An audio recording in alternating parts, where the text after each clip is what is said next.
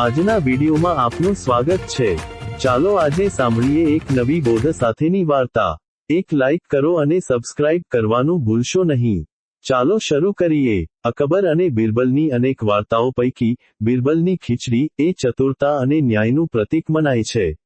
આ વાર્તા મનુષ્યની હિંમત અને બુદ્ધિના ઉપયોગ દ્વારા કેવી રીતે ન્યાય મેળવી શકાય તેનું ઉત્તમ ઉદાહરણ પૂરું પાડે છે।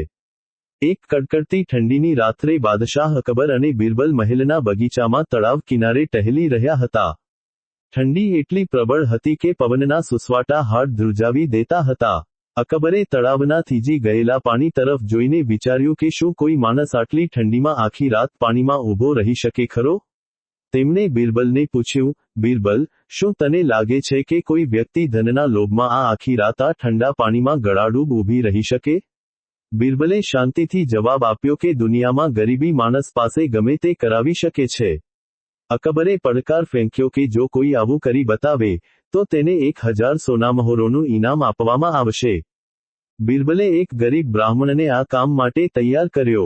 તે ગરીબ માણસ આખી રાત તળાવના બરફ જેવા પાણીમાં ઊભો રહ્યો। સવારે જ્યારે તે દરબારમાં ઇનામ લેવા આવ્યો ત્યારે અકબરે આશ્ચર્યથી પૂછ્યું કે તેણે આ કેવી રીતે કર્યું? બ્રાહ્મણે સાચું બોલતા કહ્યું કે દૂર મહેલમાં એક દીવો બળતો હતો, તેના પર ધ્યાન કેન્દ્રિત કરીને તેણે આખી રાત પસાર કરી।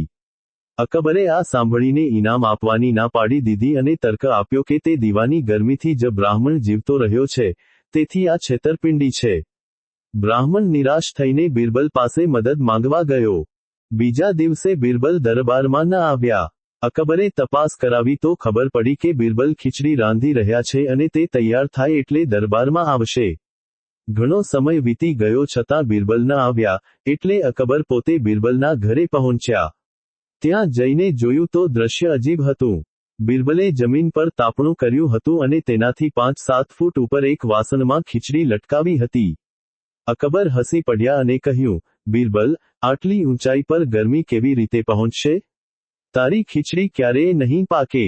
ત્યારે બિરબલે અત્યંત નમ્રતાપૂર્વક પણ ધારદાર જવાબ આપ્યો, જહાંપનાહ, જો મહેલના એક નાના દીવાની ગરમી તળાવના ઠંડા પાણીમાં ઊભેલા માણસને મળી શકતી હોય, તો આ તાપણાની ગરમી મારી ખીચડી સુધી કેમ ન પહોંચે?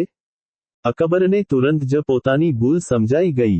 તેમને સમજાયું કે મહેલનો દીવો તો ઘણો દૂર હતો અને તેની ગરમી ત્યાં પહોંચવી અશક્ય હતી। અકબરે પોતાની ભૂલ સુધારી અને પેલા ગરીબ બ્રાહ્મણને બોલાવીને માનભેર ઇનામ આપ્યું। આમ, બિરબલે પોતાની આગવી શૈલીમાં બાદશાહને અરીસો બતાવ્યો અને એક ગરીબ માણસને ન્યાય અપાવ્યો। આ વાર્તા શીખવે છે કે તર્ક હંમેશા ન્યાયસંગત હોવો જોઈએ અને બુદ્ધિનો ઉપયોગ નિર્દોષની રક્ષા માટે કરવો જોઈએ।